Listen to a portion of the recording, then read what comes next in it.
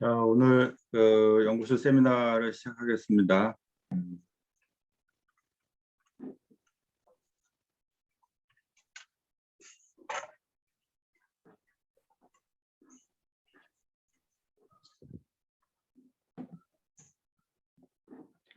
오늘 4명이 그 연구 주제 발표하도록 되어 있는데요.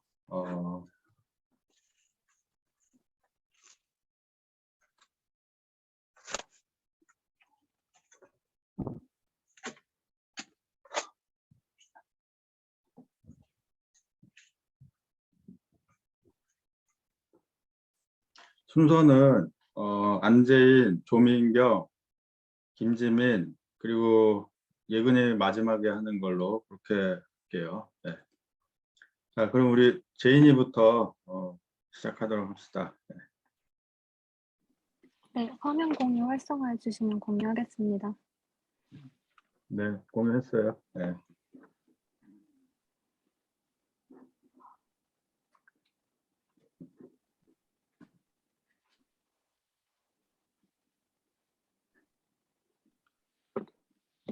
네, 안녕하세요. 저는 이번에 석사과정 4학기 논문학기에 들어가는 안재인입니다. 제가 이번 학기부터 이제 쓰고 싶은 연구 주제는 일단 가정이지만 수도권 지역과 비수도권 지역의 인구 잠재력과 주택 오피스 매매 가격 분장에 따른 공간 구조 변화에 관한 연구입니다.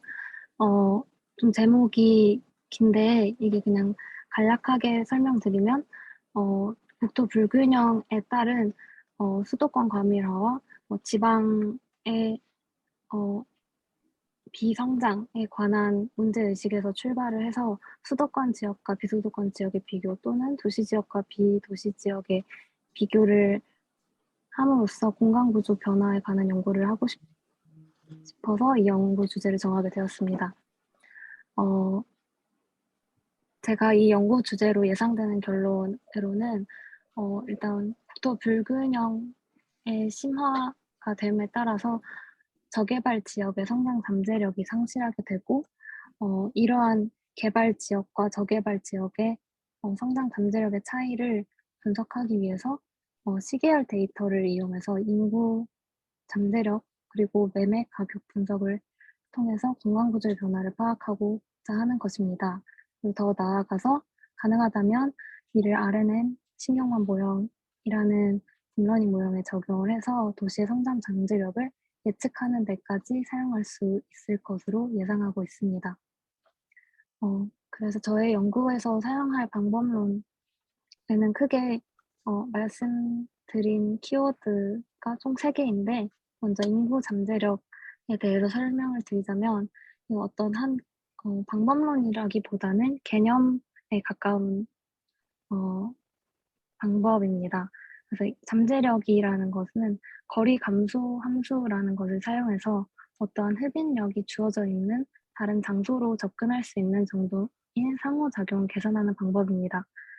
그래서 인구 데이터를 사용한 인구 잠재력은 상호작용을 계산하는 어세서빌리티 모델의 인구 데이터를 이용하여 계산하는 것으로 식은 아래의 식과 같습니다. 그래서 데이터 자체는 공간적 단위 내에 있는 쉐이프 파일과 그리고 인구 데이터를 필요로 합니다. 이것은 ArcGIS에서 워크스테이션이라는 기능을 통해서 분석할 수 있는데요. 이 방법론이 사용된 선행 연구는 보여드리자면 인구 잠재력을 이용한 광역도시 개편에 따른 공간구조 변화 분석이고 부산광역시를 대상으로 하였습니다. 그래서 부산광역시가 이제 광역도시로서 어떤 공간구조가 개편함에 따라서 인구 잠재력이라는 그런 도시의 어떤 성장 잠재력을 파악할 수 있는 개념을 사용해서 도시를 분석하였고 이렇게 분석한 결과를 바탕으로 공간 통계 분석 안에서도 공간적 자기상관 리사와 리플리의 K함수를 적용해서 공간적 자기상관성을 가진 통계 분석까지 진행을 하였습니다. 그래서 이러한 분석을 통해서 어떤 GIS적으로 시각화를 하는데 좀 용이할 것이라고 보고, 그리고 결론으로서도 이렇게 시계열적인 데이터를 아무래도 사용했기 때문에 시공간적인 공간 구조의 변화를 파악하기에 용이할 것이라고 생각하였습니다. 그리고 어떤 공간적 자기상관성 자체가 공간적 분집성 또한 포함을 하기 때문에 그 공간 자기상관성 방법을 이용해서 군집 분석 내의 핫스팟 분석까지도 할 수 있지 않을까 예상을 하고 있습니다. 그럼 다음의 방법론은 수정 반복 매매 모형이라는 건데요. 이 방법론은 그 매매 가격 데이터를 이용해서 어떤 주택이나 오피스 가격 시장의 변화를 알아보고자 하는 모형으로 사용됩니다. 근데 이게 왜 사용이 되느냐 하면은 기존의 국내의 가격 모형에 관한 연구는 일반적으로 헤도닉 모형에 크게 치중을 해왔습니다. 그러나 헤도닉 모형은 각 중심에서부터의 거리를 나타내는 변수 이외에 주택 가격을 결정하는 주요 변수를 통제 변수로 도입해야 한다는 전제 조건이 있어야 합니다. 그러나 제가 사용하고자 하는 방목 매매 모형은 통제 변수를 생각할 수 있고, 그래서 이런 그 주택 가격을 결정하는 다른 요소들을 고려해야 하지 않아도 분석의 해석에 있어서 오류가 좀 적다는 장점이 있습니다. 그래서 제가 이 반복 매매 모형을 가져왔고요. 크게 헤도닉 모형에서 약간 수정된 모형이라고 보시면 됩니다. 정확한 식 내 계산법은 더 연구를 해봐야 알겠지만 분석 툴은 어떤 통계 패키지나 아니면 코딩을 할 수 있는 그런 툴로는 분석이 다 가능할 것으로 예상이 되고요. 데이터는 주택 가격이나 오피스 가격 등의 부동산 데이터가 필요할 것으로 생각됩니다. 이 방법론을 사용한 선행 연구는 오피스 가격 경사 계수를 이용한 서울시의 도시공간구조 변화 분석이라는 연구인데요. 이 연구는 이제 서울시를 대상으로 오피스 매매 데이터를 분석을 해서 똑같이 수정 반복 매매 모형을 사용하였습니다. 이 연구도 마찬가지로 시계열 분석을 하려고 했고 2010년부터 2019년까지 총 10년간의 데이터를 사용해서 도시 공간 구조의 변화를 분석하고자 하였습니다. 그래서 이 수정 반복 매매 모형은 이제 크게 기존의 헤도닉 모형에서 변화된 약간의 수정된 모형의 모양을 띠고 있는데 크게 복잡한지는 제가 직접 연구를 해보면서 익힐 수 있을 것 같습니다. 그리고 이게 제가 사용하고자 하는 데이터나 공간적 범위에 적용될 수 있는지도 좀 더 고민을 하고자 합니다. 그래서 이러한 가격 경사 계수라는 것을 계산을 함으로써 이 변화 값을 이제 그 시계열적으로 나타냈을 때 어떻게 공간 구조가 변하는지를 결론으로 두고 있습니다. 그리고 마지막으로는 RNN이라는 순환 신경망 모형을 가져왔는데요. 이거 또한 제가 적용을 할 수 있는지 없는지에 대한 검증을 좀 더 해봐야 될 것 같고, 제가 사용하고자 하는 이유는 일단은 분석 자체만 도시공간 구조 분석 자체에만 끝나는 게 아니라 그 이후에 모형을 활용한 그 미래의 가격이나 인구 잠재력의 예측까지도 할 수 있는 그런 좀 기계학습 방법을 사용하고 싶어서 일단 도전을 하는 마음으로 연구를 해보고자 합니다. 그래서 이 RNN은 다른 기존의 OLS, 일반적인 회귀 모형이나 뭐 원래 있었던 기계학습 모델보다는 시계열 데이터를 바탕으로 만들 수 있고 순환 신경망이라고 해서 좀 순환적으로 구축이 된 그 내부의 순환을 해서 더욱더 예측함에 있어서 해석을 용이하게 할 수 있는 모형이기 때문에 예측 데이터를 사용하는 데 있어서는 이 모형이 적합할 것으로 생각합니다. 이 연구의 대표적인 논문은 제가 다운로드를 못 받았는데 아래 딥러닝 모형을 활용한 서울 주택가 지수 예측에 관한 연구라고 좀 가장 일반적으로 도시의 부동산 데이터에 딥러닝 모형을 적용한 일반적인 논문이라고 할 수 있습니다. 이 안에서는 아래는 뿐만 아니라 다른 딥러닝 모델도 사용을 하였는데 제가 사용하고자 하는 연구에 적용이 될 수 있는지도 더 많은 선행 연구를 통해서 검증하고자 합니다. 다음으로 제가 소개해드릴 해외 저널은 얼반 스터디스라는 논문인데요. 이 논문은 이제 저는 개인적으로 좀 처음 들어보는 좀 생소한 논문이었는데 일단은 영국에서 먼저 발행이 되었고 1964년부터 처음 출판된 좀 역사가 있는 논문이었습니다. 2020년에 JIF 그 인용 지수는 4.66으로 Q1 안에 해당이 되고 SJR 지수 또한 Q1 안에 해당되는 1.922를 갖고 있었습니다. 그리고 이 저널이 도시 분야에서 얼마나 랭킹에 위치해 있는지를 보니까 도시 연구에서는 43개 중에서 7번째 순위에 위치하고 있었고 환경 분야에서는 125개 중에서 32번째 순위를 갖고 있어서 꽤 요즘에 최근 들어서 많이 떠오르고 있는 그런 저널이라고 보여졌습니다. 실제로 인용 지수도 점점 상승 곡선이 가파르게 진행이 되고 있었습니다. 그래서 이 연구 저널의 목표와 범위는 전 세계의 도시와 지역에서 일어나고 있는 급격한 변화에 대한 이해를 높이는 연구를 출판하고 있습니다.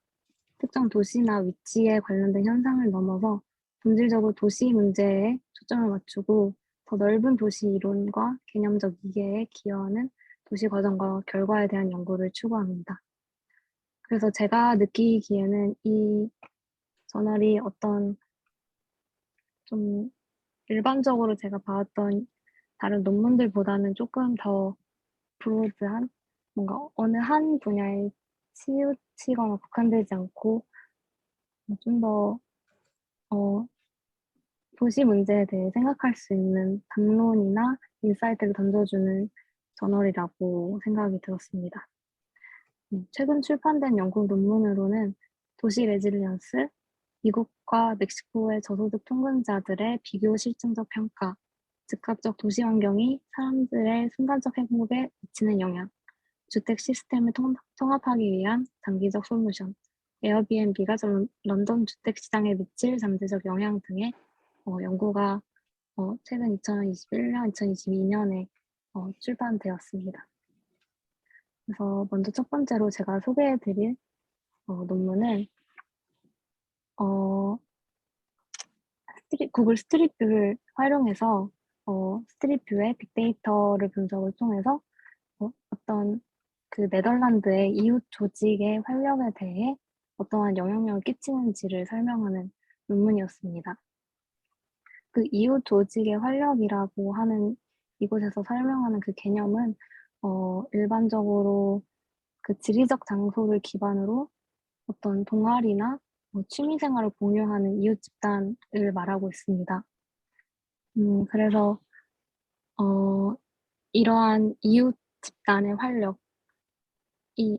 어떤 건축 환경이나 도로 환경 등의 이제 건축적인 데이터와 어떠한 관련을 갖는지 그리고 어떠한 영향력을 미쳐서 받게 되는지에 대한 정량적인 조사를 그 구글 스트리트 스트릭트 뷰 이미지를 통해서 데이터 분석을 하고 있었습니다. 그래서 분석 과정과 결과를 설명을 드리자면은 일단은 그 이 빨간색 점과 파란색 점에 그 이웃 집단에 속하는 어떤 한 집단들의 점을 만들었고 2012년과 2002년과 2017년의 두 가지 그 시점에 대해서 그 이웃 집단이 존재하는지 아니면은 그 집단이 사라졌는지에 대해서 그려놓은 표이고요. 그리고 이것을 종속 변수로 해서 구글 스트리트 뷰에서 뽑아낸 그 독립 변수들을 바탕으로 어떠한 영향력을 받았는지를 분석을 하고 있었습니다. 그 구글 스트리트 뷰에서 뽑아낸 변수들이라 함은 먼저 뭐 차 관련돼서는 길 아니면 트래픽 사인 아니면 어떤 차 관련된 데이터와 그리고 뭐 보행자 그리고 도로 그리고 뭐 벽이나 건물 같은 그런 데이터들을 이제 구글 스트리트 뷰에서 이미지로 인식을 하고 있었고요. 이렇게 구축된 이미지를 가지고 그 패널 회기를 사용해서 그 영향력을 분석한 논문이었습니다.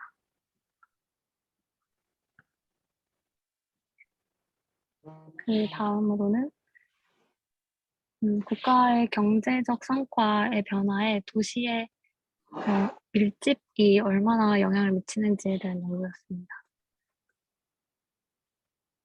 이 또한 회귀 분석을 기반으로 했는데 저는 개인적으로 이거의 결과가 좀 궁금해서 제가 이 논문을 찾아봤는데요. 이 연구는 도시가 집중한다고 해서 꼭 국가의 성장을 주도한다고 이거의 증거가 충분하지 않다고 시사하고 있습니다. 그래서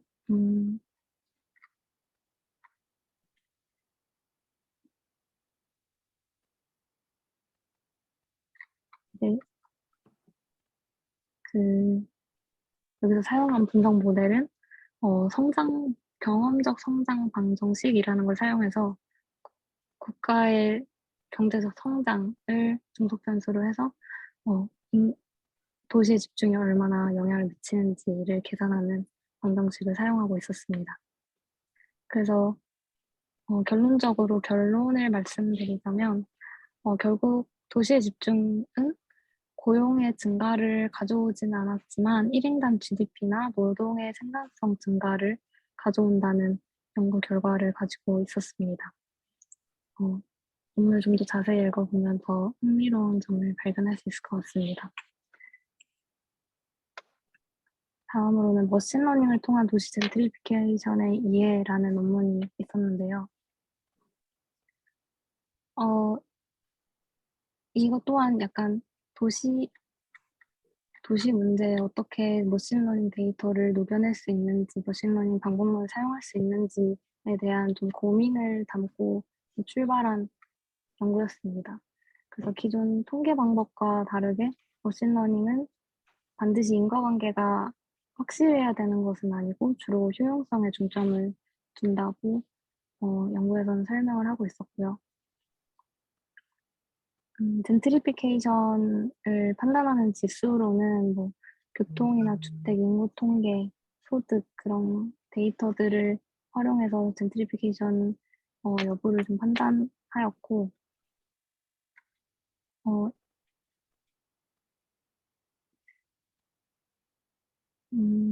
일반적으로 저희가 젠트리피케이션의 영향 요인을 판단함에 있어서 사용하는 변수들과 크게 다르지 않았고 이를 머신러닝을 중에서도 랜덤 포레스트를 사용해서 분류를 하였다는 점이 좀 이 연구에 부각이 되는 점이었습니다. 그래서 뭐 그 가장의 소득이 얼마나 되느냐에 따라 분류를 하고 이와 비슷한 다른 젠트리피케이션 예측을 할 수 있는 그런 변수들에 따라서 분류를 했을 때 나오는 데이터를 가지고 이제 결과를 해석을 해서 이제 런던에 2001년부터 2011년까지 얼마나 그 젠트리피케이션 지수가 변화하였는지를 연구를 하고 있었습니다. 매개 변수의 중요도에 대한 표를 얘기를 하고 있고요.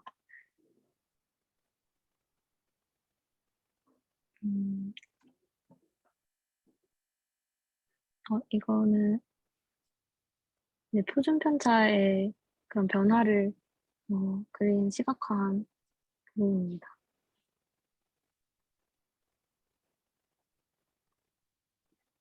다음의 연구로는 제가 아까 말씀드렸던 에어비앤비가 런던 주택 시장에 미친 잠재적 영향에 관한 논문이었습니다. 런던이라는 그 도시가 특징적으로 좀 주택 시장이 조금 많이 경직이 돼 있고 경직돼 있는 게 아니라 수요와 공급의 불균형이 있고 좀 어떤 정책적 영향에 의해서 좀 주택 시장이 굉장히 복잡하다고 설명을 하고 있었습니다. 그래서 이에 에어비앤비가 새롭게 떠오르는 플랫폼으로서 현재 자리를 잡고 있는데 에어비앤비가 증가를 함에 따라서 에어비앤비가 많이 오남용이 되고 있다고 보고 있었고 이게 부동산 시장에 좀 악영향을 끼칠 것이라고 이 연구에서는 보고 있었습니다.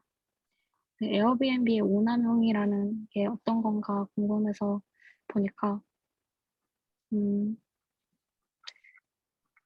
그 한 사람이 뭐 에어비앤비를 통해서 굉장히 오랜 기간을 거주함으로써 자기가 갖고 있는 집이 아니라 에어비앤비를 통해 뭐 일정 기간 이상을 숙박을 한다거나 아니면 어떤 주택 매입자가 하나의 에어비앤비가 아니라 여러 개의 에어비앤비를 가지고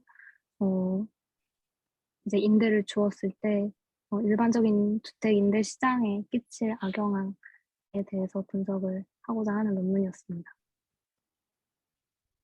그래서 아래는 2018년까지 에어비앤비가 예약이 가능한 숙소의 누적 개수였는데요. 거의 2018년에는 거의 전역적으로 다 가능한 것을 볼 수 있었습니다. 그리고 또 시계열 데이터적으로 에어비앤비의 공급과 좀 에어비앤비 오남용의 가능성이 얼마나 늘어나고 있는지를 설명을 하고 있었습니다.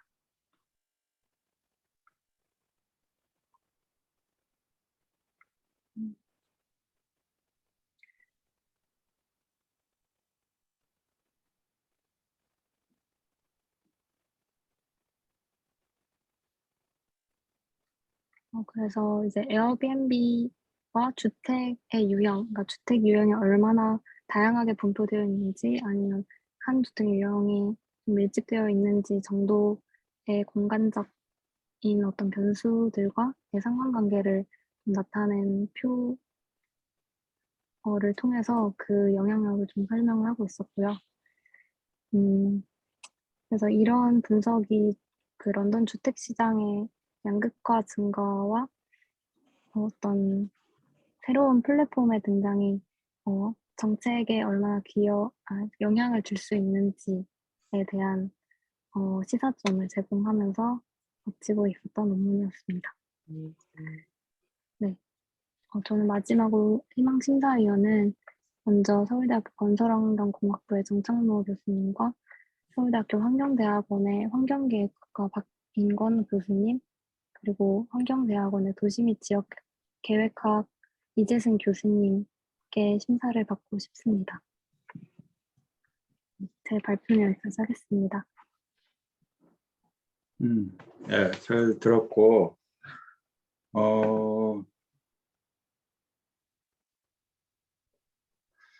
잘 준비를 한 것 같네요. 잘 준비를 했는데, 연구 방법도 아직 좀 구체적이진 않긴 한데, 그래도 뭐 대략 그림은 그려지는 것 같고, 근데 여기 예상되는 결론을, 그러니까 좀 더 구체적으로 썼으면 좋겠어요. 그러니까 이게 그러니까 보통 일반적으로 쓰는 방식이 뭐 요즘 예를 들면 그냥 결론이 없이 지금 써 있거든. 이렇게 할 것이다 이렇게 썼는데 아예 결론을 만들어 보라고 그랬잖아요. 그 훈련이 잘 안 돼 있어서 그걸 잘 못 쓰는 것 같은데 어, 그러니까 도시에서 나타나는 현상을 가지고 결론을 써보라는 얘기죠. 뭐 예를 들면 어,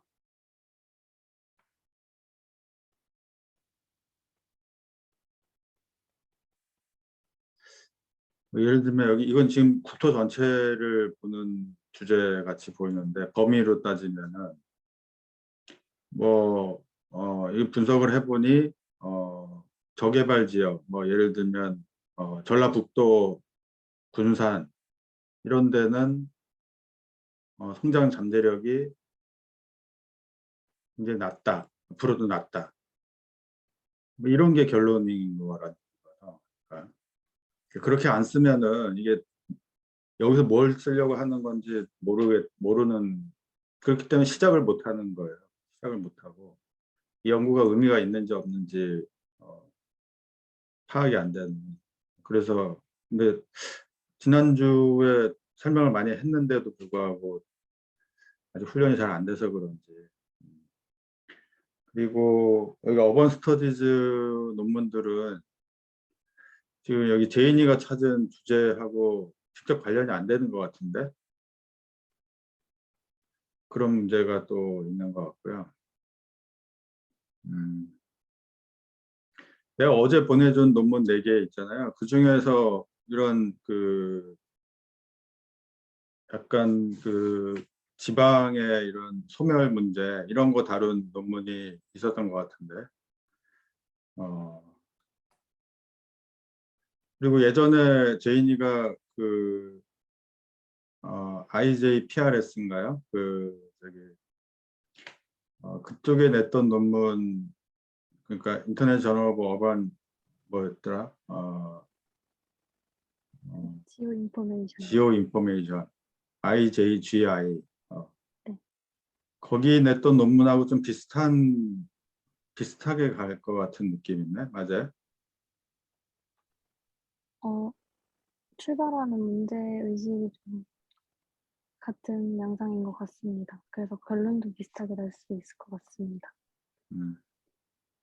거기서부터 시작점을 했으면 더 설득력이 있었을 뻔했는데 기존에 이 연구를 했는데 이거를 뭐 RNN을 가지고 더 예측을 그때는 분석을 했는데 이번에 예측을 해보겠다거나 그렇게 짜는 게 어떨까 싶고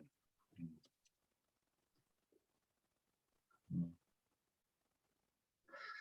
그리고 심사위원은 그러면 뭐 이 세 분 중에 일단 정창무 교수님은 그럼 넣고 또 한 분은 누가 더 나아요? 수업은 세 분 걸 다 들어봤나요? 네, 세 분 다 수강을 했고, 어, 전 이재승 교수님이 조금 더 적합할 것 같습니다. 어. 일단 다른 학생들하고도 또 좀 조율을 해야 되니까 일단은 그렇게 알고 진행을 합시다 그러면. 네, 그 알겠습니다. 약간 지난번에 그 IJGI 저널에 냈던 거에 확장판 뭐 이렇게 이해하면 되겠네. 그리고 약간 범위는 전국 단위고 맞아요? 전국 단위일지 아니면 어떤 한 광역시와 그 주변을 대상으로 할지, 뭐 수도권 할지는 어, 정해야 될 것 같습니다.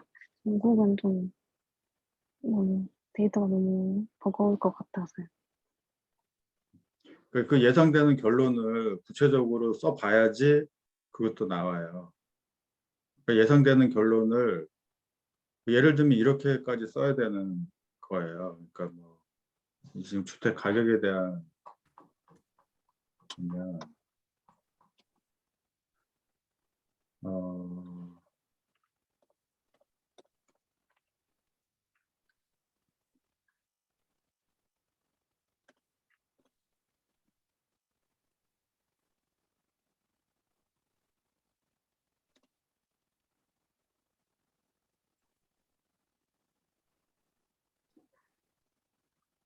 뭐 예를 들면은 GTX 라인이 지나가지 않는 지역에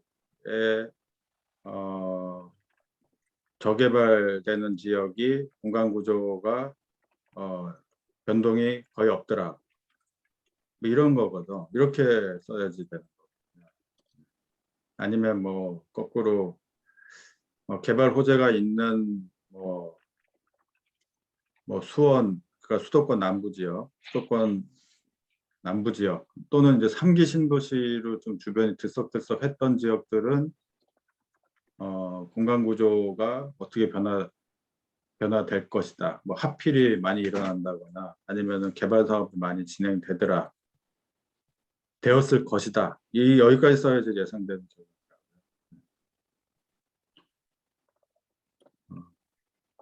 좀 보완해가지고 2월 말 그 예비 심사할 때 좀 다시 가져오도록 하고요. 네. 그 다음에 민경이. 네. 네, 화면 공유하도록 하겠습니다.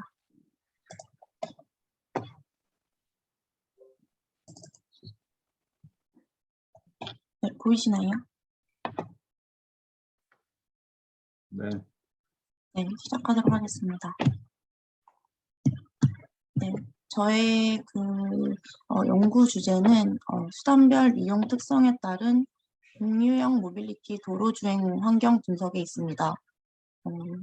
이제 지역은 이제 모빌리티 교통사고 밀집 지역을 중심으로 이제 진행을 할 생각이고요. 그래서 예상되는 결론을 제가 보낸 자료에는 이제 3-4줄로 이제 정리하라고 하셔서 3-4줄짜리 정리했고 그 예상되는 결론을 좀 더 추가한 버전으로 발표하겠습니다. 그래서 이제 공유형 모빌리티 같은 경우에 이제 흔히들 아시는 이제 따릉이 같은 공유 자전거와 이제 개인 모빌리티 회사에서 운영하는 공유 킥보드 등이 있습니다. 그래서 이런 모빌리티 등이 이제 도입된 이후로 이 공유형 모빌리티의 플랫폼을 수용할 수 있는 주행 환경은 아직 충분히 구축되어 있지 않기에 않습니다. 그래서 이제 현재 도로가 크게 차도와 보도로 이루어진 반면 도로 이용자들의 교통수단은 다양해짐에 따라서 이해관계가 상충되는 문제를 AMP 분석을 통해서 계층별 주행 환경의 우선순위랑 중요도를 평가하고 또 교통사고 타스 데이터를 기반으로 해서 이제 PM이랑 자전거 사고를 이제 같이 이제 결합해가지고 공간군집 분석을 통해서 미친 지역의 이제 공간 특성을 평가하고 개선 요소를 도출하는 것이 저의 연구의 전체적인 흐름이 될 것 같습니다. 그래서 최종적으로 이제 종합한 결과를 통해서 모빌리티 사고 밀집 지역의 원인 분석과 개선 방안을 이제 중요도와 우선순위에 따라서 제안하는 것으로 마무리하는 것을 목표로 하고 있습니다. 그래서 이제 크게 이제 결론을 제가 생각을 해봤을 때는 타스의 교통사고 데이터 기반으로 밀집 지역을 중심을 하면 이제 주행 환경을 평가해서 물리적 도로 환경 개선 요소를 도출하고 이제 AMP 분석을 위해서는 이제 설문이 들어가는데요. 그 설문을 통해서 이제 도로를 이용하는 계층별 또 주행 환경 개선 요소를 우선순위랑 만족도 평가를 진행할 수 있을 것 같습니다. 이제 그렇게 했을 때 결과로서는 도로 유형별로 사고 밀집 지역의 주행 환경은 안전성과 만족도에 모두 영향을 끼칠 것이라고 생각을 하고 있습니다. 그리고 두 번째로는 이제 이용수단별 이용자, 이제 크게는 이제 보행자가 될 수 있고 자동차 운전자도 될 수 있고 그리고 이제 이런 PM을 이용하는 이용자도 있는데 그런 이용자들별로 이제 주행 환경에 대한 개선 사항의 우선순위가 각자 다르게 요구를 할 수 있다고 생각을 합니다. 그리고 이제 그에 따른 중요도도 상이하게 나타날 것으로 예상하고 있습니다. 그리고 또 하나는 이제 제가 제일 알고 싶은 건데 이 공유 모빌리티를 이용하지 않는 비이용자 시민은 이용자에 비해서 PM을 위한 물리적 개선 요소에 대한 우선순위는 상대적으로 낮게 나타날 것이라고 예상을 해보았습니다. 그래서 이제 본 연구를 수행하기 위해서 이제 제가 생각하고 있는 방법론에 대해서 설명을 해드리자면, 이제 AMP가 이제 저번 시간에 보영 오빠가 발표했던 그 AHP의 이제 확장된 개념입니다. 그래서 AHP 같은 경우에는 이제 변수 간의 상관성을 이제 배제하고 독립적이라고 이제 가정을 하는 것에서 시작하지만 AMP 같은 경우에는 네트워크를 하여서 우선순위랑 중요도를 도출합니다. 그래서 이제 기본 이제 전체적인 개념은 이제 시스템 분석과 통합 조정까지 하는 방법은 AHP에 기초를 두고 있고요. 하지만 이제 요소 간의 비선형 관계를 모델화하여서 더욱 복잡한 의사결정이 가능해져서 문제 해결 우수성과 적용 범위 다양성이 더욱 우수해져서 활용 가능성이 굉장히 높은 연구 방법론 중에 하나입니다. 그래서 이 방법론이 이제 적용되는 분야를 보면 뭐 빈집의 결정 요인이라든지 아파트 뭐 선호 요소에 대한 결정 요인, 뭐 교통 등에도 활발히 사용이 되고 있고요. 그리고 이제 이 AMP는 확실히 AHP에 대해서 확실한 피드백 효과가 장점이지만 그로 인해서 이제 많은 평가 요소가 서로 쌍대 비교가 돼야 되기 때문에 좀 설문자에게는 조금 과중한 부담이 되어서 신뢰성 저하 우려 및 계산이 복잡하여 많은 시간이 소요된다는 단점이 있습니다. 하지만 이런 신뢰성 저하 부분은 이제 CI 값으로 어느 정도 이제 신뢰성이 안 좋은 설문지는 이제 배제할 수 있는 검증 방법이 있기 때문에 그런 것을 통해서 해결할 수 있을 것이라고 생각합니다. 그래서 아래에 이제 예시를 보시면 이제 교통약자 이제 도로시설에 대해서도 이제 교통약자가 뭐 영유아 동반자도 있고 뭐 고령자도 있고 다양한 이제 약자가 있는데 그 약자를 처음에 이제 제1계층에서 한번 나누고 제2계층에서도 이제 보행로 중간, 시종점, 뭐 횡단시설로 나누어서 영유아 동반자가 느끼는 이제 가장 불편함, 가장 바꿨으면 하는 중요도, 우선순위를 이렇게 나누어서 제 연구에도 좀 효과적으로 쓸 수 있는 방법론이 아닐까 생각하고 있습니다. 그래서 예시 연구를 제가 찾은 거는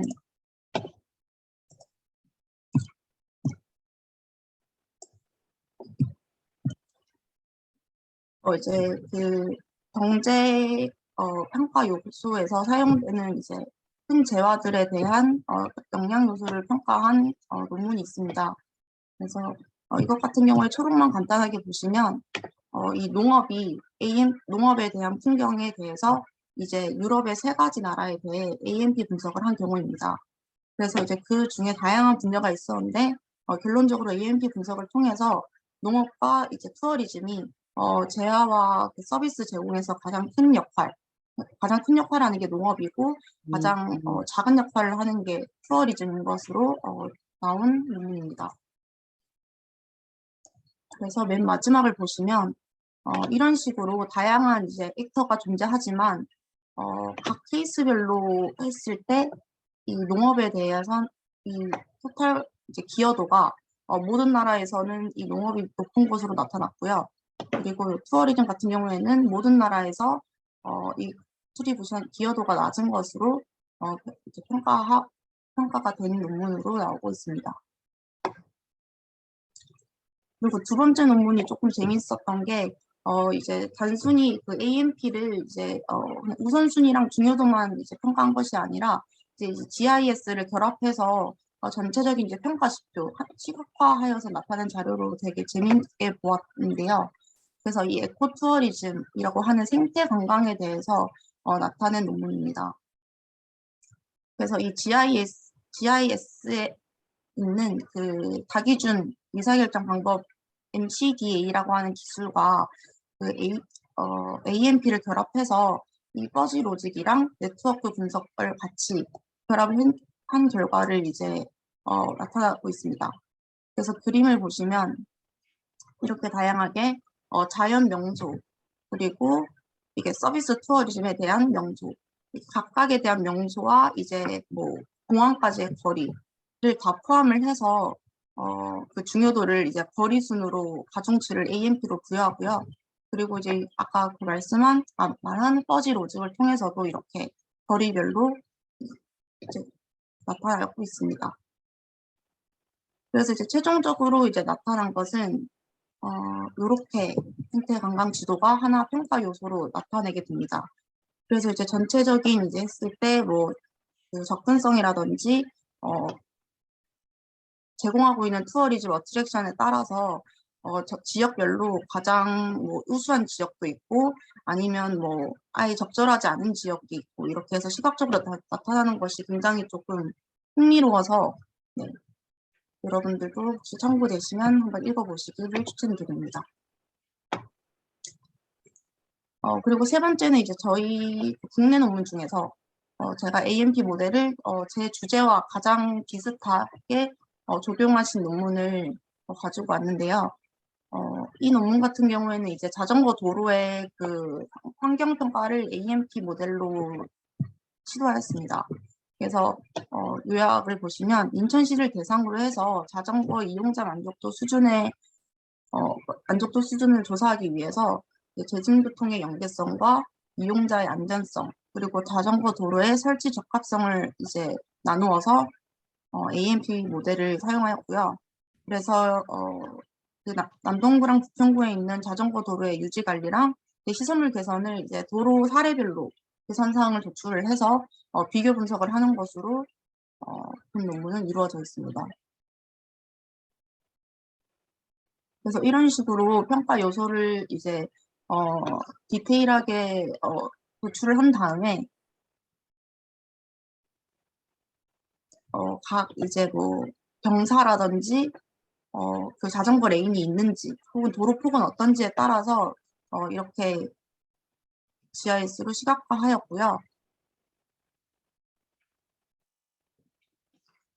그래서 이제 결론적으로는 이제 자전거 도로가 가져야 될 특성들과 그리고 이제 각 지역별로 이제 그 개선점이 다 다르게 나타나기 때문에 이제 자전거 도로의 그 설치가 더 추가적으로 이루어져야 되는 지역은 어떤 케이스고 아니면 여기는 부적합한지에 대해서 이제 스코어를 통해서 활성화 정책을 수립하는 데 도움이 되었던 연구로 볼 수 있습니다.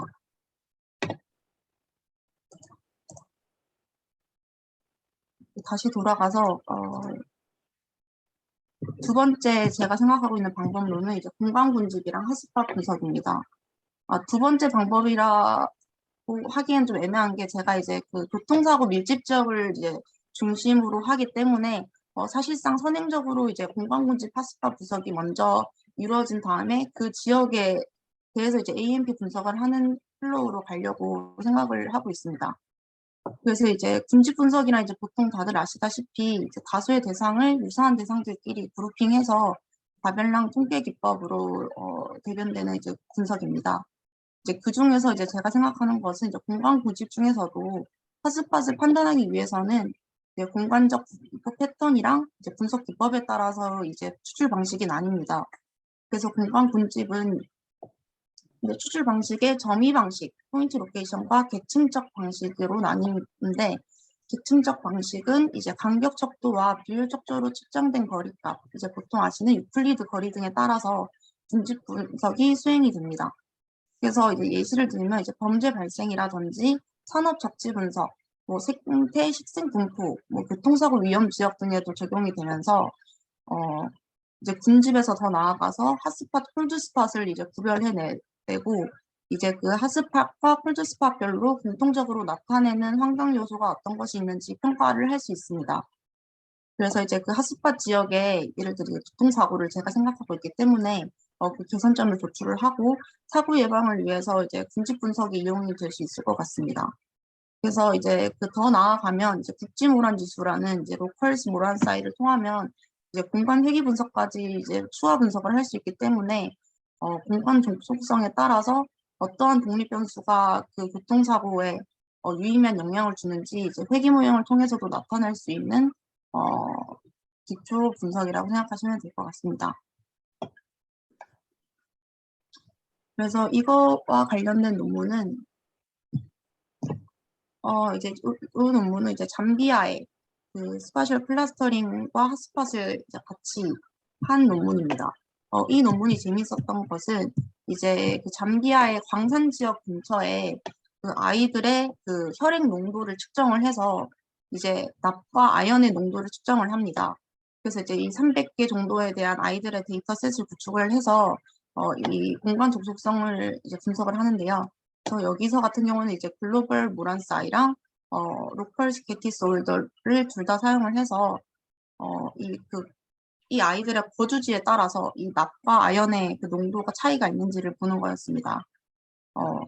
이제 그랬을 때 모란사이가 굉장히 유의사항의 아래에서 굉장히 공간적인 종속성을 띠는 것으로 나타났었고 그래서 이 결론으로 그 아연 광산에 가까운 지역일수록 그 아연에 대한 혈액 농도량이 굉장히 높게 나타난다는 되게 재밌는 논문이었습니다. 그래서 이런 식으로 그 지역이 잠비아의 카베타운이라고 이렇게 있는데, 이런 식으로 이제 핫스팟과 콜드스팟이 나타나게 됩니다. 그래서 이 지역 같은 경우에가 이제 광산 근처에 서부 지역이 뭉쳐 있고, 콜드스팟 같은 경우에는 이제 광산에서 떨어진 동쪽 지역에서 뭉쳐 있는 것으로 시각화를 한 논문입니다. 그리고 두 번째 같은 경우는 이제 제 논문 주제랑 조금 비슷한 것으로 이제 클러스팅 어널리시스를 한 논문을 가지고 왔습니다. 여기 같은 경우는 이제 그 안전하지 않는 공간에 대해서 그 교통 네트워크를 분집 분석을 하는 경우였습니다. 그래서 여기서는 이제 저와 비슷하게 이 자전거 이용에 대해서 이 K민즈 클러스터링 방법으로 분집 분석을 수행한 결과입니다.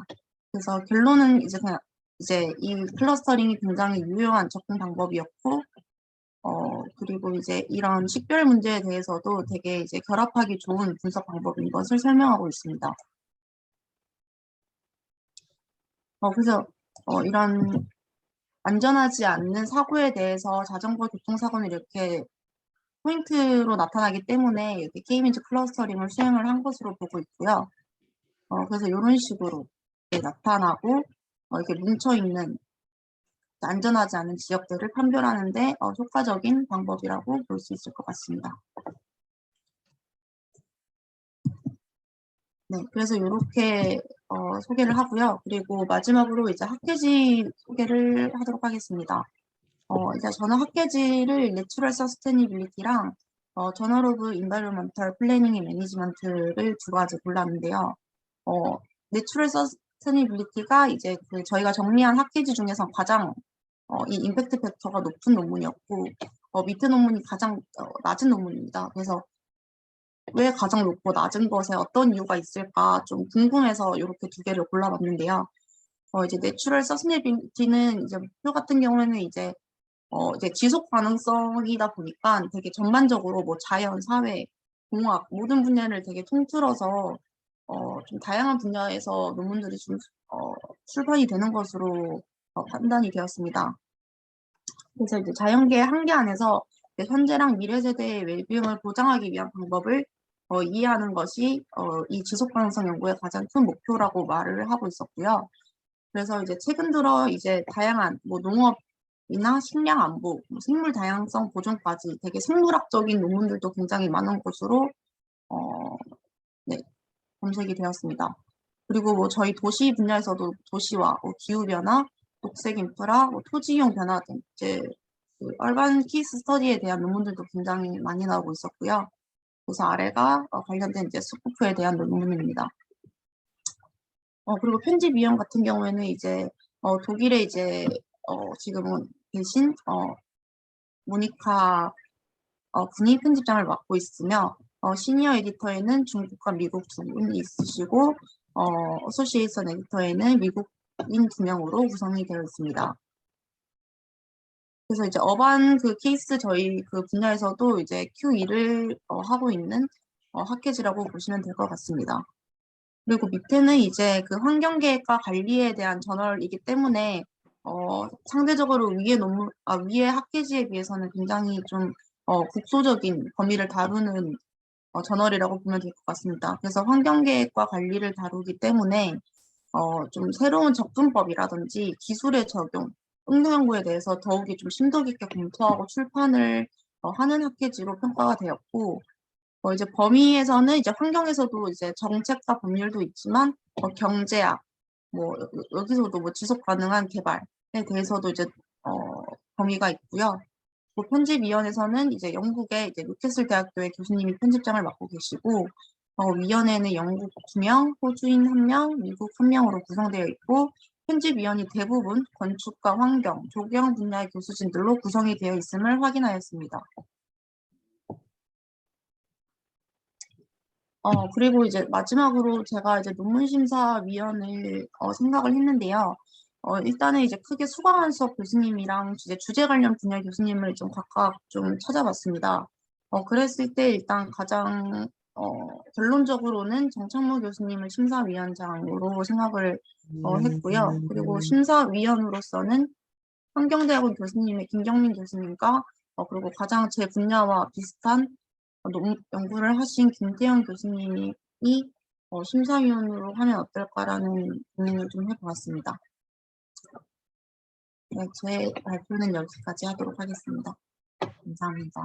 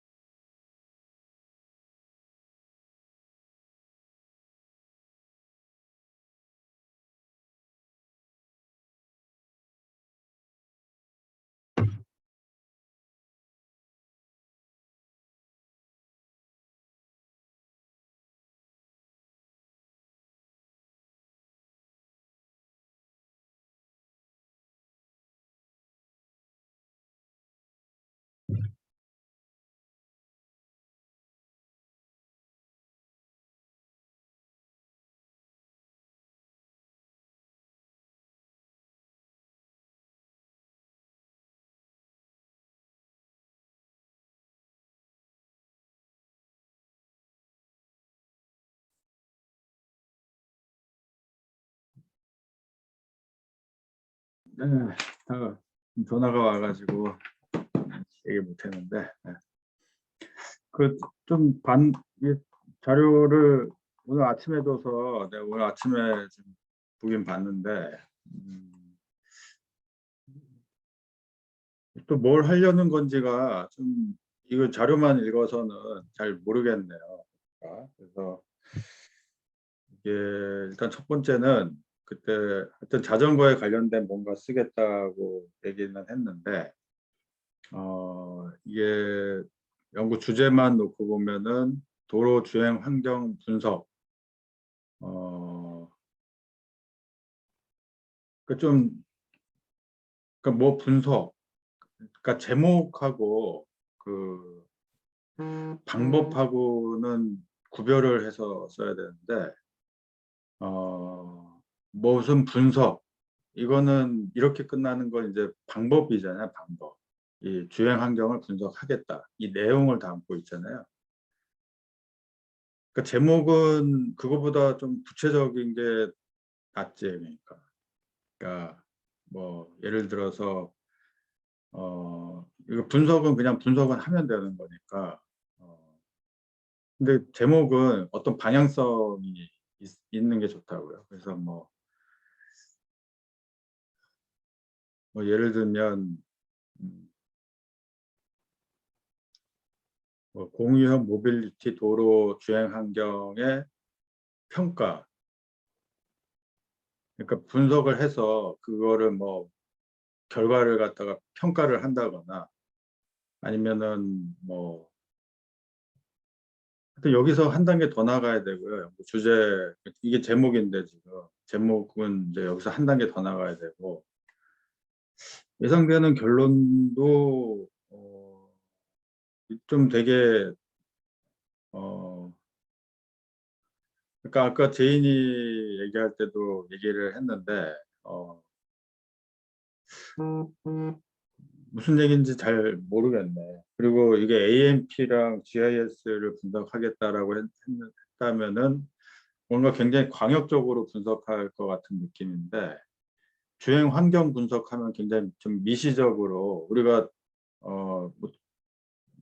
공간 구조를 분석하는 게 있고 도시 형태를 분석하는 게 있다면 제목은 공간 구조를 분석하는 것처럼 써 있는데 제목은 도시 형태를 분석하는 것처럼 써 있는데 주행 환경 분석 굉장히 미시적으로 볼 것 같은데 뭐 예를 들어서 뭐 자전거 공유형 모빌리티랑 보행 공간이랑 분리가 돼 있냐 안 돼 있냐, 뭐 단차가 어떻게 돼 있냐, 뭐 포장은 어떻게 돼 있냐, 안내 표지가 있냐 없냐, 뭐 이런 거를 볼 것 같은 느낌인데 분석 방법은 GIS는 되게 넓은 범위를 분석하잖아요.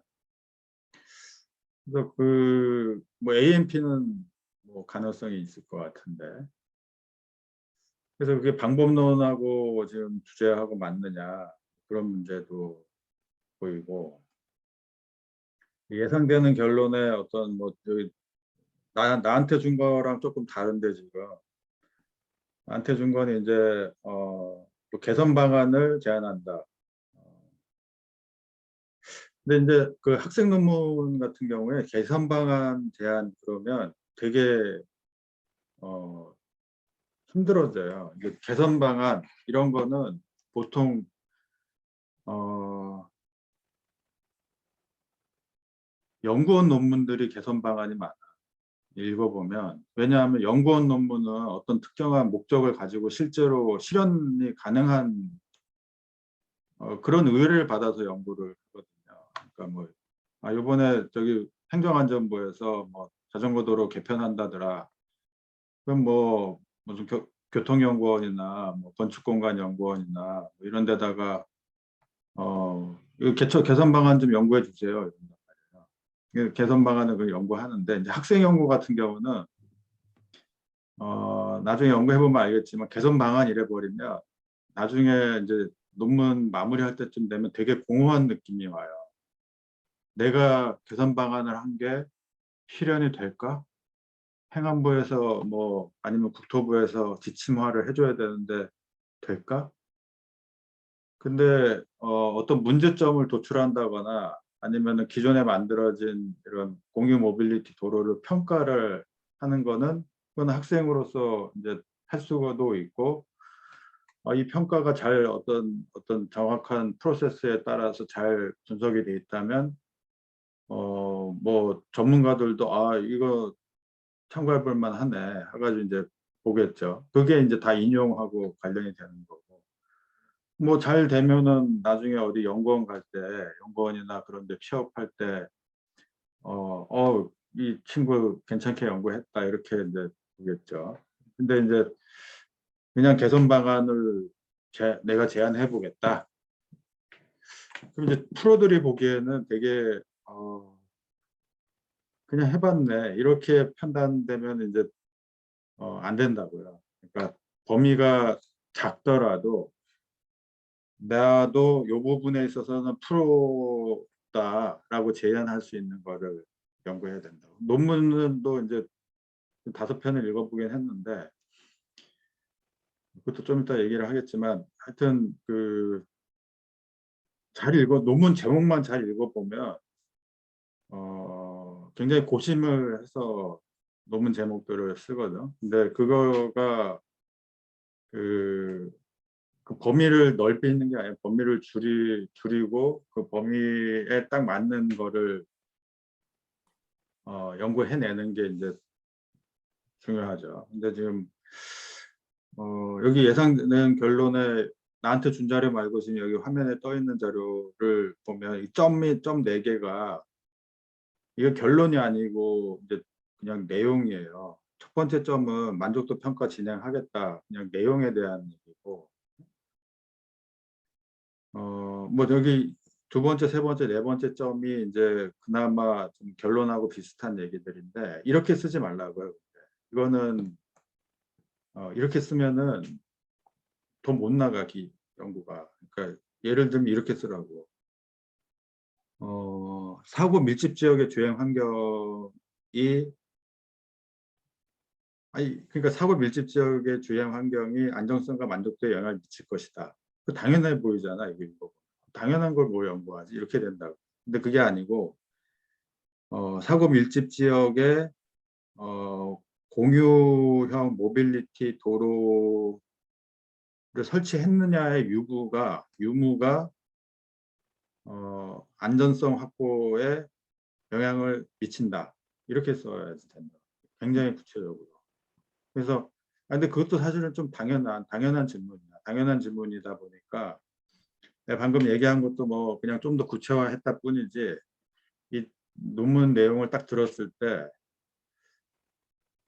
그러네. 뭐 이런 느낌이 안 들어요.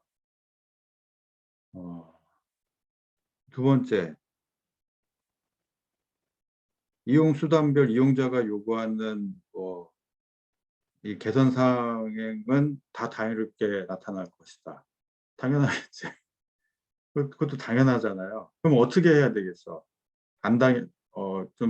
이게 굉장히 특이한 주제네. 라고 했을 때 어떻게 다듬으면 되겠어요? 본인이 지금 한번 생각해 봐. 제가 자전거가 아니고 공유 모빌리티네, 또. 네. 그래서 제가 조금 차별성을 둔 게 이제 공유 파스 데이터 자체가 킥보드랑 자전거 둘 다 이제 나오기 때문에 그 두 가지를 다 좀 보고 싶어서 한 거고요.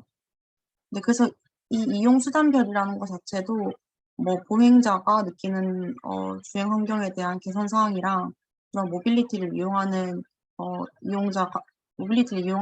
이용자가 느끼는 개선 사항의 우선순위가 다를 것이라고 생각을 해서 지금 그렇게 쓴 것 같습니다.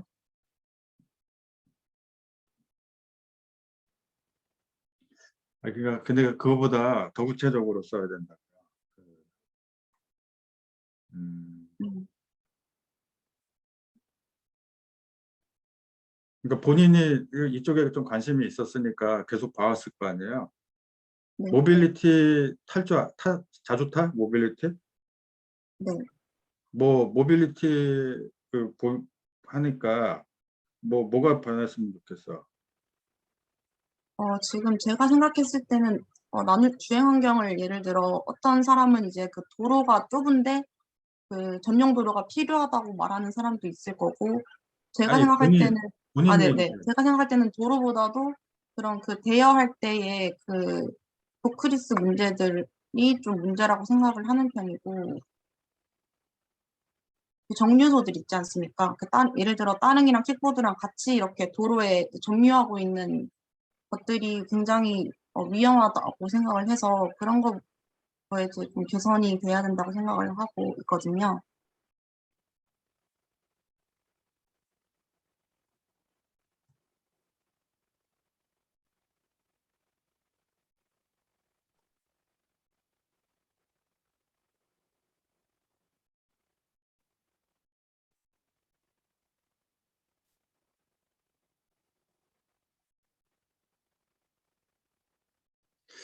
그거는 글쎄요. 그거 별로 매력적이지 않아.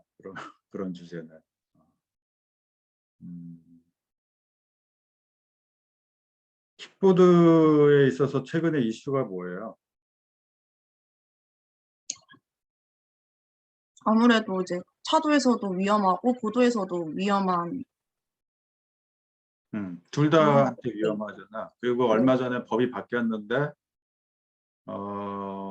그래서 뭐 이런 거를 진행하기 위해서, 뭐 규제 샌드박스 해가지고 지금 뭐 스마트 시티 하는 데들은, 여기 막 아무 데나 쓸 수 있게 해놨는데 그게 또 위험한 문제가 발견이 됐었잖아요.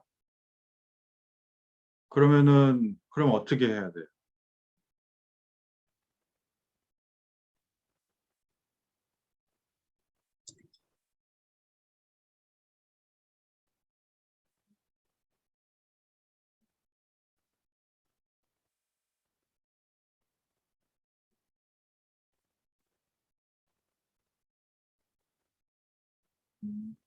그리고 제가 생각했을 때는 아까 앞서 말한 그 도로 유형별이라는 것도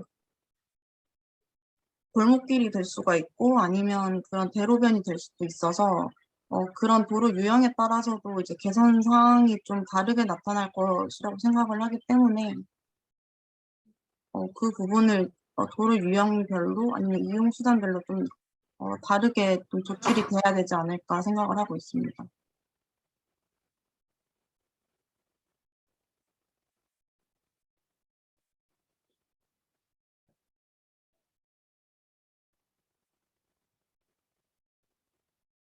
애매하네. 음.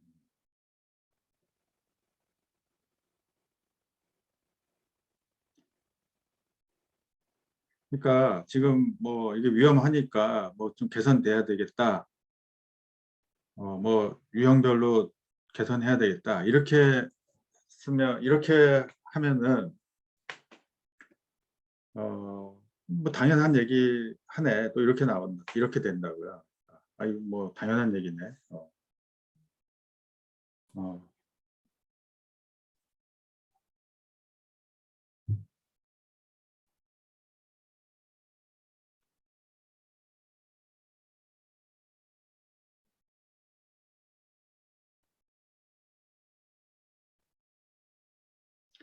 아유 뭐 이거 좀 쉽지가 않네. 이 지금 공유 모빌리티. 나는 사실 공유 모빌리티를 타본 적이 없어가지고 어, 음,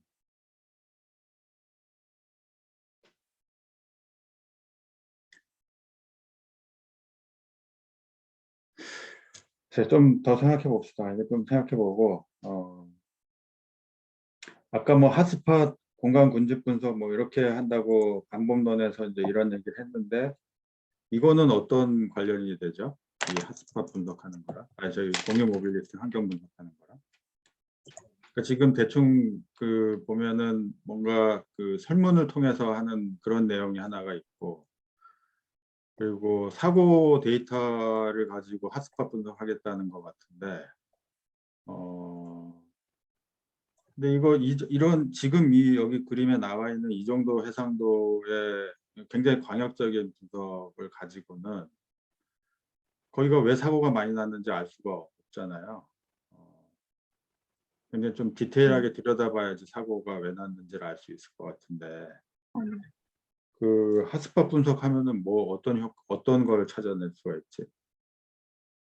제가 지금 찾아본 데이터는 그 패스 데이터는 이 구 안에서도 공길이라든지 되게 그 사고 지점이 굉장히 구체적으로 나와 있어서 예를 들어 이런 그림처럼 뭐 차 대 차, 차 대 사람 뭐 이렇게 있는 것처럼 이제 저는 이제 모빌리티 그리고 자전거 사고를 분석을 하면 그 두 개를 조인한 결과가 어떤 곳에서는 그 둘 다 그 공간에 대해서 되게 중속성이 높게 핫스팟이 뜨이는 장소가 있을 것이고 그리고 그렇지 않은 공간이 있을 것이기 때문에 그 핫스팟으로 나온 지역을 중심으로 제가 그 문제점에 대해서 사례별로 도출을 하려고 하는 게 제가 지금 추구하는 연구 방향이라고 생각하시면 될 것 같습니다. 그래서 이거보다 훨씬 더 정확히 여기는 지금 진주시지만 서울 같은 경우에는 거의 그 스팟 지점까지도 나와 있기 때문에 오른쪽으로 보이다시피 이렇게 점 데이터로 나타나는 거라고 생각하면 될 것 같습니다. 그래서 이걸 알게 되면 이제 핫스팟을 중심으로 제가 그 핫스팟에서 나타나는 그런 공간적 특성이 분명히 문제점이 있을 것이라고 생각을 해서 뭐 예를 들어 거기는 뭐 단차가 너무 높거나 뭐 진입할 수 있는 그런 뭐 레인이 뭐 도로폭이 너무 좁다거나 그런 것 때문에 아니면 뭐 사람의 통행량이 너무 많다거나 그래서 좀 그런 사고가 많이 일어난다 이런 것들을 좀 도출해 볼 수 있을 것 같아서 네 그래서 이 핫스팟을 먼저 분석을 수행을 하고 그 다음에 이제 설문조사를 하는 방식으로 좀 생각을 하고 있거든요. 그러니까 그렇게 진행이 될 거로 예상이 되는데 그러면은 좀 뻔한 연구가 나올 것 같다 이거죠. 사고 많이 나는 데들은 뭐 잘 정리가 안 돼 있고 뭐 위험하겠지. 물어보면 위험해요. 거기 뭐 도로도 안 나눠져 있고 뭐 차 뭐 이렇게 굉장히 급격하게 예각으로 꺾여 있어가지고 잘 안 보여요. 뭐 이런 답변이 나오겠죠. 내가 벌써 답변을 이렇게 하는 수준이면 이미 예상되는 결론들이잖아요. 근데 이제 처음에 그 세미나 시작할 때 이제 얘기했지만 이 연구라는 거는 기존에 생각했던 것들이 에 대해서 좀 뭔가 조금이라도 새로운 게 발견이 돼야지 이제 학술적 가치를 거기서 찾는다고 그랬잖아. 그래서 그 부분이 이제 좀 뭐가 새로운가 뭐 이런 생각이 드는 거고. 뭐 마지막으로 아까 그 여러 논문들 이제 찾아왔는데 찾아올 때는 본인의 그 주제하고 관련된 거를 찾아오는 게 좋을 것 같아. 그러니까 잠비아 이런 논문은 뭐 관련이 되나요? 이제 모빌리티랑 무슨 관련이 있지? 제가 방법론을 일단 중심으로 찾아봤는데 그래서 제 그러니까 주제랑 관련된 게 있고 아닌 게 있습니다. 그래요. 그리고 심사위원은 이거 약간 교통 쪽이면은 우리 학부에 그 교통 쪽 교수님을 넣는 게 어떨까 싶은데 특히 이제 안전이나 이런 거 많이 연구하니까 그쪽에서는 이제 전체적인 공간 구조보다는 이제 좀 세부적인 안전 뭐 이런 거 많이 연구하니까 교통 쪽은 김동규 교수라고 있거든요. 그래서 뭐 사실 김경민 교수님은 부동산 쪽만 하기 때문에 뭐 심사위원으로 그렇게 적합한 것 같지는 않고 김태형 교수님이 좀 이렇게 교통 도시 뭐 같이 다룬다고는 하는데 또 우리 학부에서 해결할 수 있으면은 근데 이제 또 좀 맞춰야 되는데 심사위원 지금 이번 학기에 이제 석사가 한 8명씩 논문 쓰는데 시간 맞추기가 굉장히 어렵거든요. 그런 부분들도 좀 있어서 뭐 심사위원은 또 좀 다른 학생들도 한번 쭉 보고 생각을 해볼게요. 자, 이어서 그러면 지민이. 네. 네,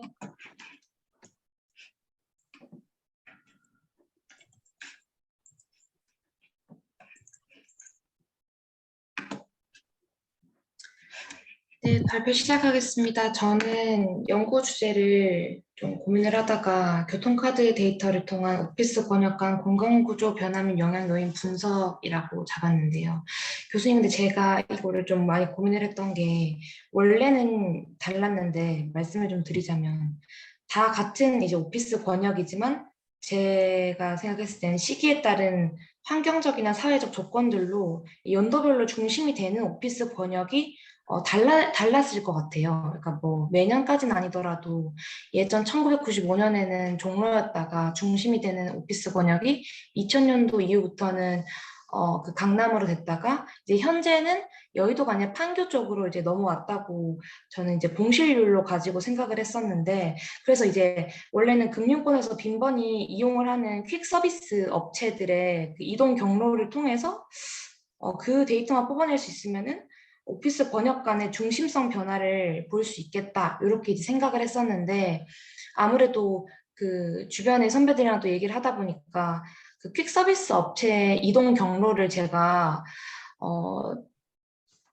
가지고 오는 게 개인정보 때문에 조금 막힐 것 같더라고요. 찾아보니까 법적으로도 그런 게 있고. 그래서 제가 원래 원했던 거는 빌딩에서 빌딩 간의 뭔가 구체적인 주소지를 원했던 건 아니었는데, 이제 서비스 업체 측에서 제가 아직 컨택을 해본 건 아닌데, 그 오피스 그냥 강남권, 판교권 이렇게도 정보를 제공해달라고 하면은 해줄 것인가에 대한 의문이 들어서 일단은 고민 후에 교통카드 데이터로 했는데 네, 일단은 그렇게 잡았습니다. 이따가 이제 교수님께서 피드백을 해주시면 제가 듣는 걸로 하고 계속 말씀을 드리자면 교통카드 데이터를 통한 오피스 번역관의 이제 공간 구조가 1995년부터 약간 원래는 잡았었는데 일단 2020년도까지의 공간구조 변화 그리고 그렇게 공간구조를 변화하게 했던 영향 요인들은 또 어떤 것이 있을까 요거를 연구 질문으로 연구 주제를 이렇게 선정을 했습니다.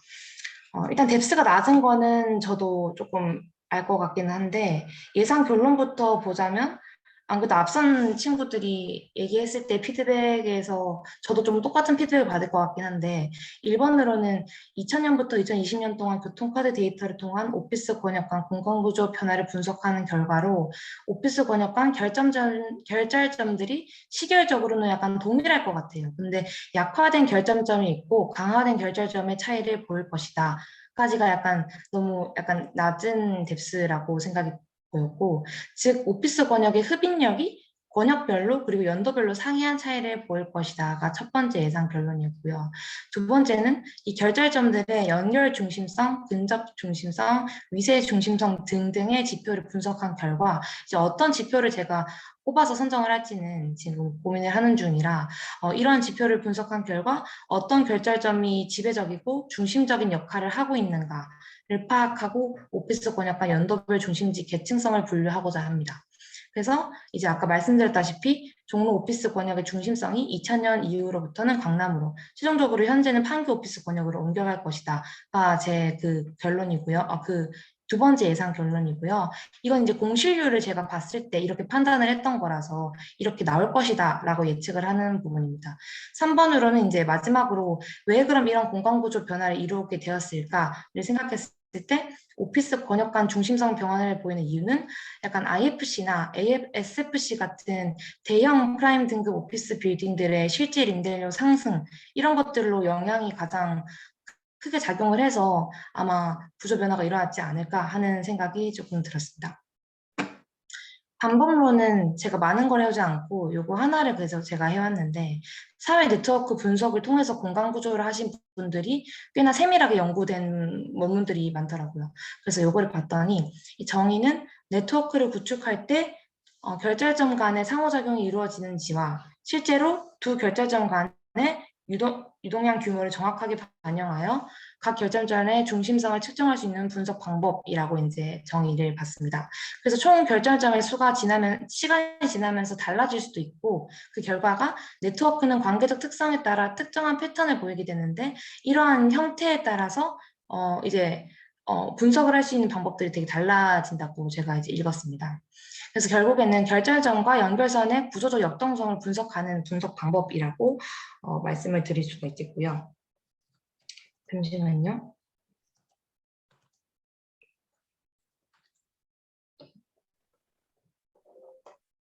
네, 그래서 이게 두 가지 단계가 있던데, 두 가지 단계라기보다는 두 가지 방법의 분석법이 있던데, 첫 번째는 네트워크의 전체적 구조 특성 파악을 위해 네트워크 전체의 규모와 밀도, 집중도를 측정하는 것이었습니다. 이건 이제 네트워크 전체 구조 특성 파악을 위해서 있는 거기 때문에 좀 넓게 보고 있었는데, 먼저 이 밀도라는 게 이제 구체적으로 네트워크 상에서 결절점들 간의 연결선 수의 많고 적음으로 나타나더라고요. 밀도가 그래서 높다는 것은 네트워크 전체적으로 볼 때 행위자들 간에 서로 연계가 많다, 이렇게 이제 해석을 할 수가 있었고, 결과적으로 밀도값이 0이면 하나도 연결이 안 된 네트워크이며, 밀도값이 1인 경우에는 모든 점들이 서로 연결된 네트워크를 지칭한다, 이렇게 이제 분석을 내리고 있더라고요. 그래서 앞에 밀도값 산출식이 이렇게 나와 있는데, 여기서의 Q는 결절점 수를 의미하고 K는 연결선 수를 얘기하고 있었습니다. 그 다음이 이제 네트워크의 집중도에 대한 거였는데, 이 집중도라는 것은 네트워크 전체가 중심에 집중되는 정도를 나타내는 것을 의미하더라고요. 그래서 행위자들의 교류가 특정 결점점에 몰리고 있는가를 파악하는 데 유용하게 쓰이고 있었습니다. 그리고 이 집중도 산출식이 아래와 같은 것이었고요. 두 번째 방식은 약간 앞서서는 거시적으로 봤다면, 두 번째는 조금 미시적으로 접근을 해서 그 중심성이나 계층성을 약간 파악하는데 초점을 둔 방법이라고 제가 생각을 했었는데, 연결 중심성 같은 경우에는 한 결절점과 직접 연결되는 결절점 수를 토대로 하여서 중심성을 측정하는 것입니다. 따라서 연결된 결절점의 수가 얼마나 많으냐, 적으냐에 따라서 연결 중심성이 달라지고, 다른 결절점들과 직접 연결되는 연결선 수를 많이 가진 결절점일수록 연결 중심성이 높아지는 걸로 이제 그렇게 이제 저는 정리를 했었고, 아래가 이제 연결 중심성 산출식, 근접 중심성 산출식, 위세 중심성 산출식이고, 다른 중심성들을 조금 말씀을 드리자면, 근접 중심성은 한 결절점이 다른 결절점들과 얼마만큼 가깝게 있는가를 측정하는 것으로 각 결절점이 전체 네트워크에서 차지하는 영향력을 측정하는 지표로 사용이 많이 되고 있었어요. 그래서 근접 중심성이 가장 높다는 것은 모든 결절점과의 거리가 가장 짧다는 것으로 다른 결절점들과 쉽게 관계를 맺을 수 있다. 그러니까 그만큼 중심적 역할을 하고 있는 결절점이다 라고 이제 간주를 하고 있었습니다.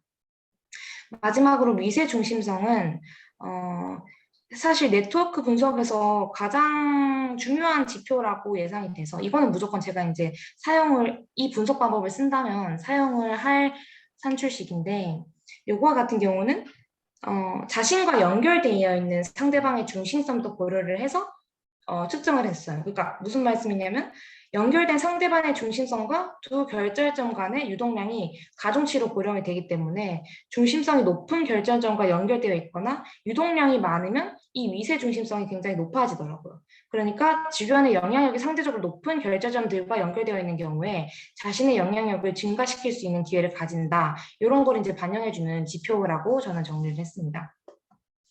그래서 이제 이렇게 두 가지 방식을 사용해서 이제 거시적으로 제가 분석을 할 것이냐, 뭐 미시적으로 할 것이냐, 아니면 두 가지를 모두 이제 판단을 해볼 것이냐 하는 게 이 사회 네트워크 분석에 해당이 되는 것이었고, 요거와 관련되어서의 이것은 이따가 저널 소개를 할 때 말씀을 드리도록 하겠습니다. 저는 이제 두 가지를 봤었는데 왜 두 가지를 봤었냐면 첫 번째 리얼 에스테이트 이코노믹스는 제 연구 논문 주제와는 솔직히 상이한 거였거든요. 근데 처음에는 제가 부동산 관련 논문을 쓰고 싶었는데 이제 흥미로운 주제를 찾다 보니까 이쪽과 벗어나게 되어서 저널 소개를 처음에 잡았던 리얼 에스테이트 이코노믹스랑 약간 거리가 멀어지게 됐습니다. 이거에 대한 소개를 드리자면 이거의 발간 국가는 USA고 윌리에서 보여주고 있고요. JIF는 3.418 정도로 조금 낮은 걸로 저는 생각을 하고 있고 지금 치프로 계신 에디터분은 루한이라고 이분도 역시 중국인 분이 지금 하고 계시는 걸로 제가 찾아봤습니다. 주제 분야는 리얼 에스테이트 이코노믹스 경제에 관련인 만큼 세금법, 주택 및 도시경제, 부동산 중개인 수수료 같은 뭔가 미시적인 것들부터 부동산 개발 및 투자 재무, 투자 구조 뭐 이런 것까지 다 통역을 하고 있긴 하더라고요. 네, 근데 조금 아쉬웠던 거는 저널에 안에 있는 논문들을 제가 안 보고 저널의 명만 보고 이제 파고들었다 보니까 몰랐는데 주로 이제 기초 통계나 단순 회귀 분석, 추정, 검증 등을만 활용을 해서 그러니까 뭔가 참신한 방법들이나 분석 방법들을 사용하는 건 아니었고요. 이런 것들을 활용해서 현상 분석이나 아니면 상관관계 분석 등이 메인을 이루는 논문들이 대다수였습니다. 그리고 두 번째는 한국도시지리학회였는데 요것의 이유는 이제 공간 구조를 다룬 것들이 도시지리학회에서 질 좋은 논문들이 좀 많다고 제가 판단이 돼서 이거를 가져오게 되었고 현재 편집위원장은 안재석 교수님이 자리하고 계시고 부회장으로 김감영 교수님께서 자리하고 계십니다. 1997년부터 창립을 해서 여기서는 이제 좀 관점을 두고 있는 게 도시 지리적 관점의 부각과 공간적 관점의 중요성에 대해서 강조를 하고 있고 연 3회를 발행하고 있습니다. 주로 지역 지리, 도시 공학 주제로 분류가 되고 있고 뭐 다음 내용은 다음과 같습니다. 심사위원은 사실 저는 정창무 교수님은 이제 심사위원장으로 생각을 했었는데 다른 심사위원 분들을 원래 부동산 관련해서 김겸인 교수님이 하려고 했다가 제가 지금 공간 구조 쪽이나 아니면 퀵 서비스 업체 쪽으로 제가 만약에 파고들게 될 수 있다면 교통 쪽으로 빠지게 될 것 같아서 심사위원 분들은 지금 고민 중에 있습니다.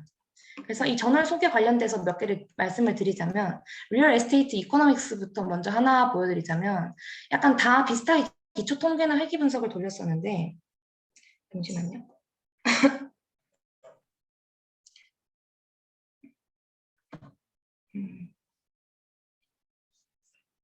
이것과 같은 경우는 이제 주택시장 호황이랑 불황에 대해서 다주택 구입가, 그러니까 두 번째 집을 구매하는 것에 대한 영향성을 보고자 한 논문입니다.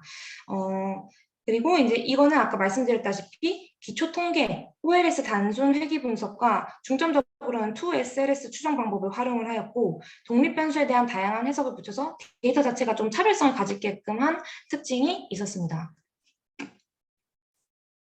이게 조금 길어가지고 이런 식으로 회귀 분석을 조금 단순하게 돌려는 것들이 되게 줄을 이뤘고요.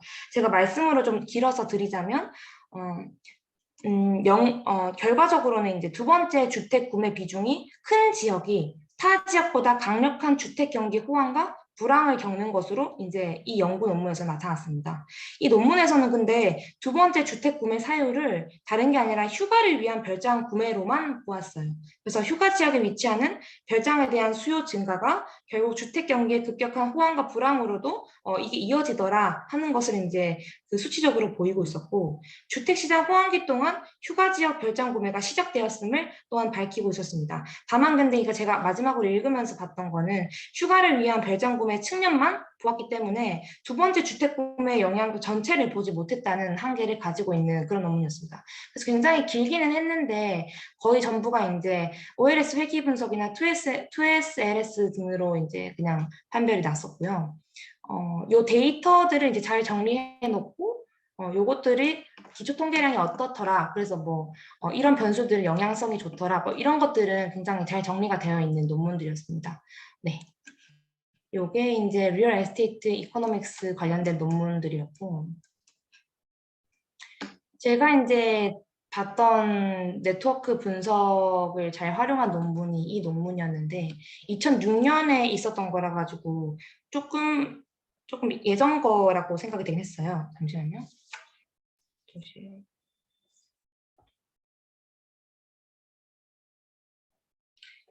네, 요것과 같은 경우는 이제 1990년부터 2000년 동안 서울대 대도시권의 통근 통행 네트워크 구조를 어떻게 변화해 왔으며 어느 결절점이 통근 네트워크의 지배적이고 중심적 역할을 하고 있는가를 분석하려는데 이제 목적을 둔 그런 논문이었고요.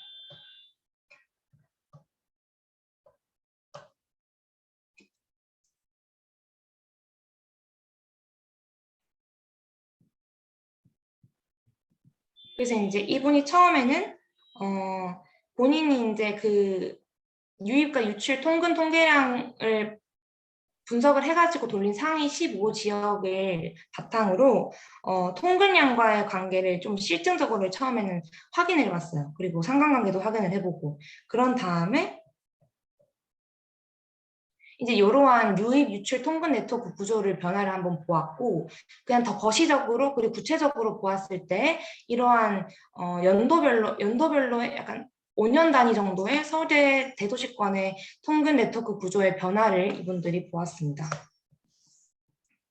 그래서 아까 말씀드렸다시피 분석 방법이 두 개가 이제 있었잖아요. 이분도 이제 두 개를 둘 다 사용을 하신 분이었는데 이렇게 이제 거시적으로 통근 네트워크가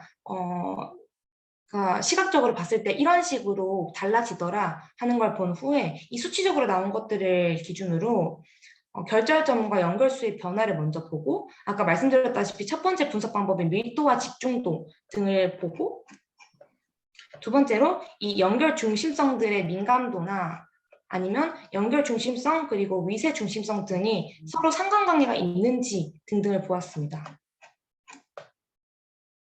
그래서 많은 표들이 있는데 마지막으로 보시면 되는 거는 그냥 이건데 요게 이제 통근 통행 패턴의 관점에서 서울 대도시권의 중심지 계층 분류를 마지막으로 하신 거예요. 그래서 요거를 위해서 총 통근 통행량과 위세 중심성 등을 통합한 지수를 산출을 하였고 먼저 위의 그림과 같이 선형 변환 방법을 이용해요. 총 통근 통행량과 위세 중심성에서 1위를 차지하고 있는 지역의 값을 1로 기준치를 삼고 다른 지역의 값들을 변환시킨 후에 평균치를 산출해서 중심지 계층성 분석을 위한 지수로 삼았습니다.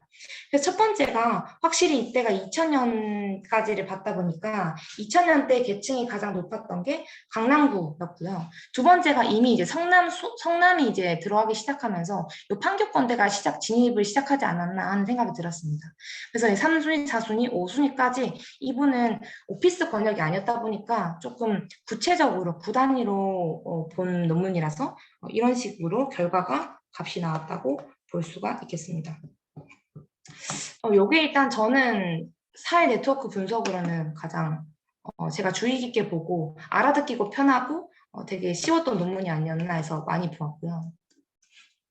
다른 논문들은 사실 제가 지학회지에서 관련된 거를 끌어올리다 보니까 이게 분석 방법들이 그렇게까지 특별하진 않았는데 요 상호작용 분석을 통한 수도권 공간 구조와 그 변화 같은 경우에도 말씀드릴 것이 딱 군집 분석밖에 없어요. 근데 군집 분석도 그냥 사스로 그냥 한번 돌린 것뿐이라 가지고 딱히 참신한 방법까지는 아니었는데 이분은 이제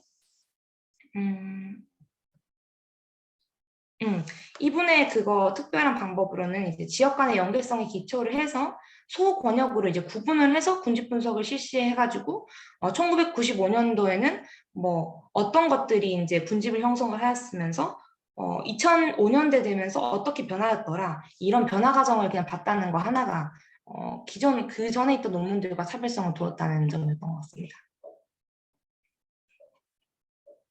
네, 요거는 잠시만요.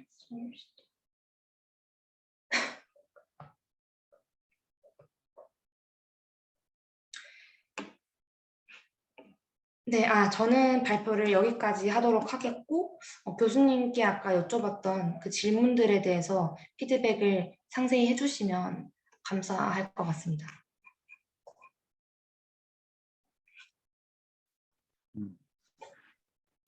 아까 민경이 할 때 이제 잊어버렸는데 그 아까 뭐 이지환, 주영진, 박수홍 이 연구랑 또 너무 비슷하더라고요. 그러니까 그 내용이 기존에 이미 된 연구 같아가지고 그것도 또 좀 고민을 해야 될 것 같고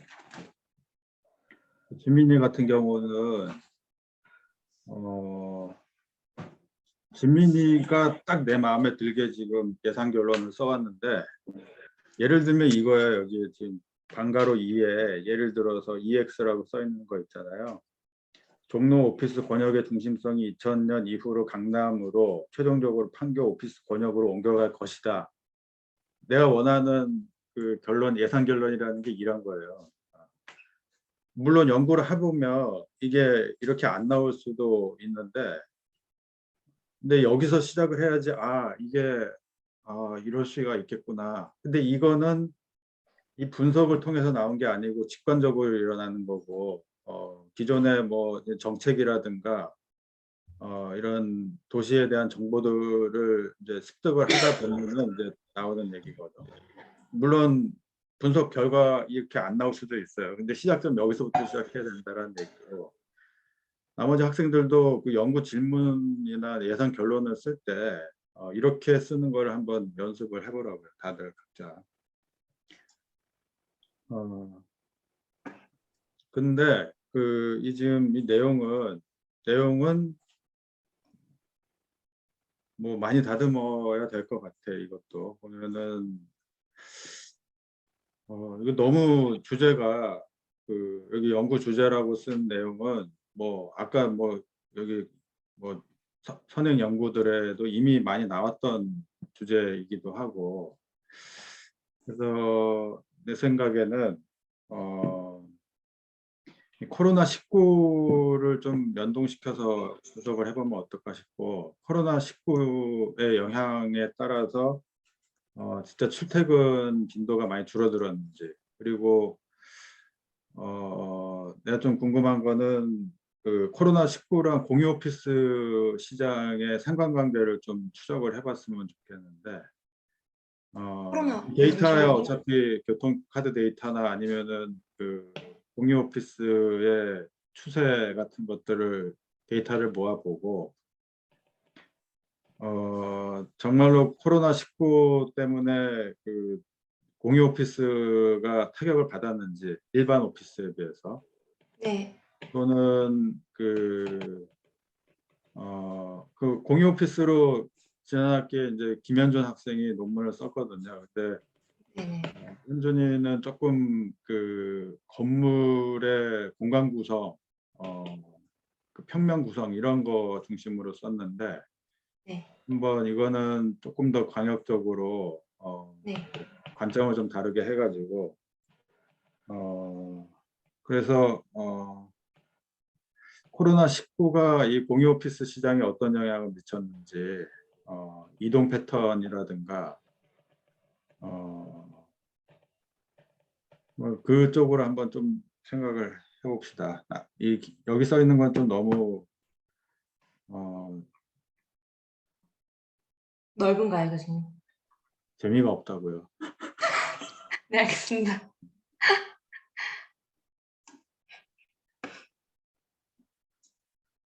교수님, 그럼 제가 이거는 그냥 다른 질문이긴 한데요.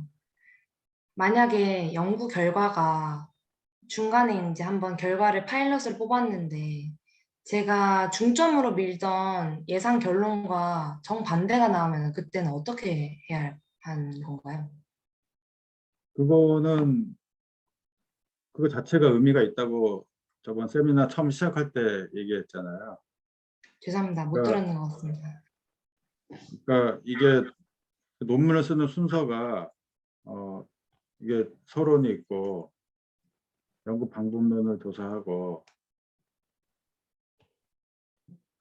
뭐 결론 1, 2를 통해서 뭐 리저트, 디스커션, 콘클루전이 있는데 여기서부터 먼저 쓴다 그랬잖아. 그랬거든. 여기서부터 먼저 쓴다 그랬거든. 네네. 이걸 가지고 이 선행연구 오늘 했잖아요. 선행연구 조사를 하고 선행연구에서 어떤 방법론을 썼는지 체크해서 이거 1하고 2를 도출을 한다고요. 근데 해보면은 이거랑 다른 얘기들이 나와. 얘랑 같은 얘기가 나오는 것도 의미가 물론 있지만 그거는 이제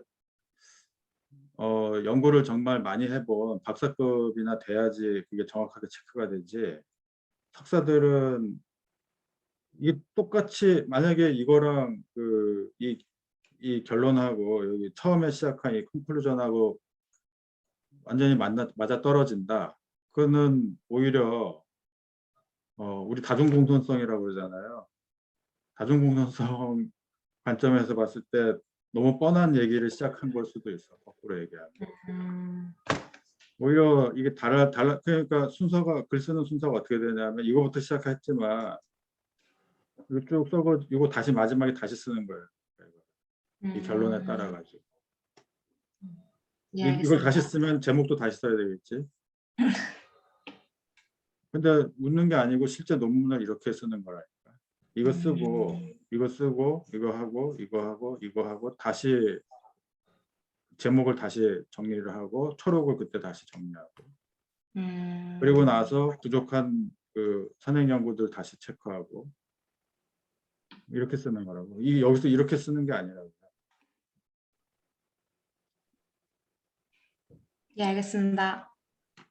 그래서 좀 그쪽으로 코로나19랑 공유 오피스 쪽으로 한번 써보면은 어떨까. 공유 오피스 연구가 이미 한번 우리 연구실에서 한번 나왔기 때문에 또 심화시키는 개념도 있고 그렇게 진행을 해보고요. 네. 시간이 좀 많이 지났는데 마지막 우리 저기 예근이 보도록 합시다. 네.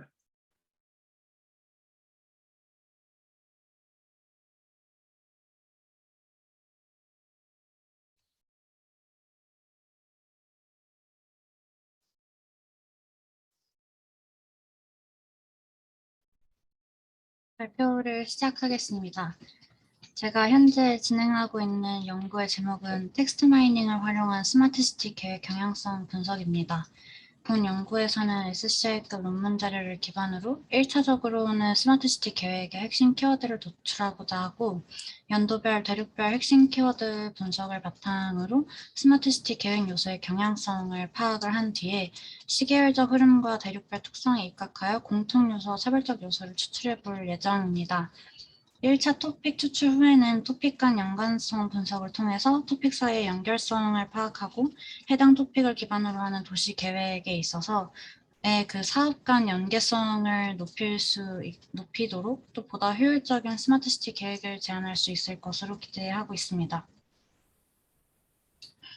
앞서 제목과 설명에서 말씀드렸다시피 제가 활용하고자 하는 방법론은 텍스트 마이닝입니다. 텍스트 마이닝이란 데이터 마이닝의 한 종류로 비정형 데이터인 텍스트를 정제하여 컴퓨터가 읽을 수 있는 형태로 가공하고 가공된 데이터를 컴퓨터에게 학습시켜 실전 모형을 예측하거나 상황을 분석하여 결과를 도출해내는 일련의 과정을 거치는 머신러닝 기법입니다. 세상에는 다양한 언어가 있고 이 언어로 생성되는 글, 문서, 음성 데이터 등은 모두 텍스트 데이터라고 말할 수 있는데요. 인간의 언어, 즉 자연어는 다양하고 복잡한 문법 구조와 수많은 예외들로 이루어져 있고 문어와 구어의 차이가 있으며 신조어, 줄임말, 외래어 등 시대 반영적인 표현들이 매 순간 생겨나고 또 매 순간 사라집니다. 그렇기 때문에 숫자로 이루어진 데이터에 비해서 정형화되어 있지 않은 이런 비정형 데이터를 컴퓨터에게 학습시키는 것은 인공지능 개발에서 가장 핵심적인 부분이자 또 어려운 부분이라고 할 수 있겠습니다. 그럼에도 불구하고 텍스트 마이닝 기법을 활용한다면 인간이 만들어내는 대부분의 데이터를 유용하고 유의미한 데이터로서 활용할 수 있다는 장점을 가지게 됩니다. 이런 텍스트 마이닝 기법에는 크게 토픽 모델링, 군집 분석, 감성 분석, 연관어 분석 등이 있고 이 가운데서는 토픽 모델링 가운데 LDA 토픽 모델링과 또 연관어 분석 기법 가운데 워드2백을 활용하고자 합니다. LDA 토픽 모델링의 경우 문서를 이루고 있는 키워드들을 바탕으로 문서에서 주제를 도출하기 위해 사용되는 통계 기반 머신러닝 분석 기법으로 텍스트 분석에 많이 쓰입니다. LDA 토픽 모델링은 확률을 기반으로 구성된 주제별 키워드 분포를 바탕으로 주어진 문서를 분석하여 해당 문서에서 사용된 주제를 추정합니다. 이를 통해 문서를 주제별로 분류할 수 있고 어떤 주제들이 함께 다루어지고 있는지 예측할 수 있으며 시간에 따라 주제들의 동향 파악이 가능한 분석 기법입니다. 보시는 첫 번째 이미지와 같이 분석 후에는 토픽이 적으면 3개, 많으면 7개 정도가량 추출할 수 있으며 해당 토픽과 연관성이 높은 단어들이 순차적으로 정렬됩니다. 그리고 이 토픽과 단어들을 오른쪽 이미지와 같이 뉴럴 네트워크 웹 형식으로 시각화할 수 있습니다. 뉴럴 네트워크 웹에서 노드의 크기는 그 토픽의 중요도 혹은 다른 노드들과의 얼마나 많이 연결이 되어 있는지 그 연결 정도에 따라 크기가 달라질 수 있으며 노드와 노드를 연결짓는 선의 굵기는 이 노드 사이의 연결 정도, 상호 얼마나 영향을 주고받는지를 시각화하여 보여줍니다. 다음 방법은 워드2백입니다.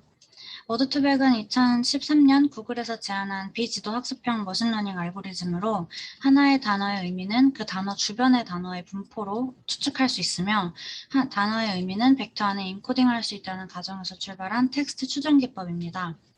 즉 컴퓨터가 추론을 통해 단어 간 연관성을 알아내는 기법으로 단순히 같은 문장의 출연 횟수가 같으면 동일한 가중치를 가지는 것이 아니라 문맥에 따라 단어의 위치, 순서에 맞춰 가중치를 달리하는 특징이 있어 기존의 연관어 분석 기법이었던 동시출연 기반 연관어 분석이나 통계적 가중치 기반 연관어 분석보다 더 세밀한 연관어 분석이 가능합니다. 또한 이 이미지에서 보실 수 있다시피 워드2백은 2차원 평면에서 토픽 간의 거리에 가깝고 멀매 정도에 따라 이렇게 클러스터링이 가능해서 2차원 평면 안에서 점을 찍어서 시각화할 수 있다는 특징을 가지고 있습니다. 제가 소개해드릴 5편의 논문은 사실 제가 지금 현재 사용하고자 하는 방법론을 활용한 논문들을 좀 찾아보았는데요.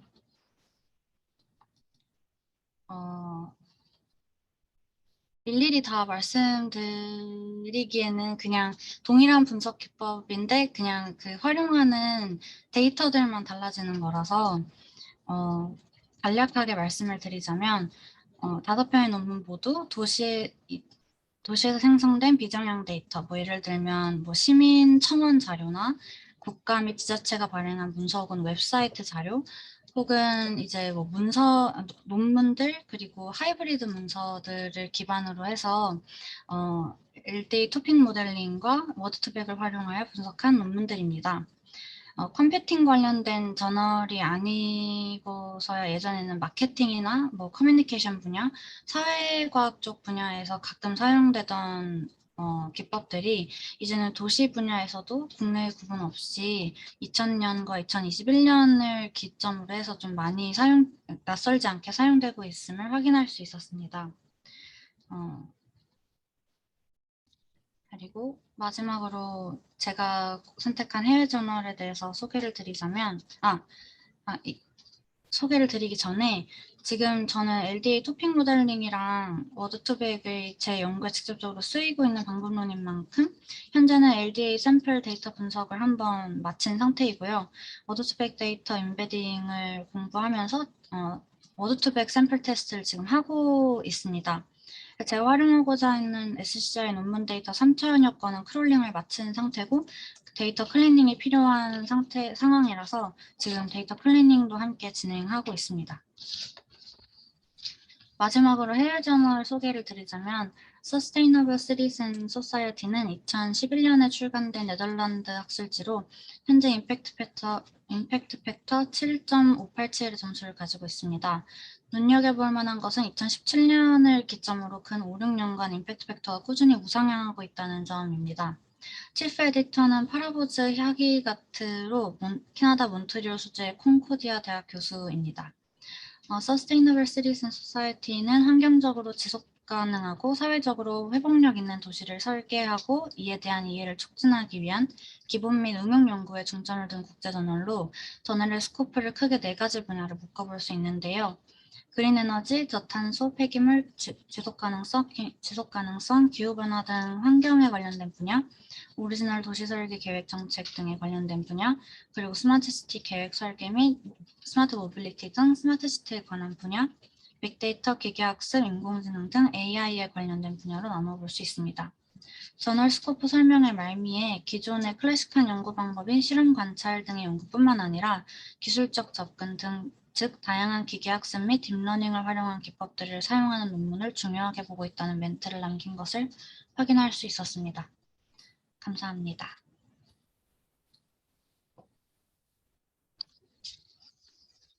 이거는 뭐 저기 졸업 논문은 아니라서 그냥 뭐 저기 나는 좀 몇 번 들은 거라서 뭐 학생들 중에 혹시 질문 있는 학생 있어요?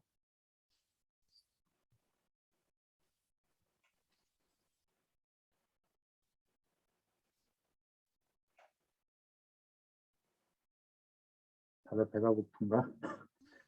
그러면은 저기 이게 데이터를 추출을 뭐 했는데 네.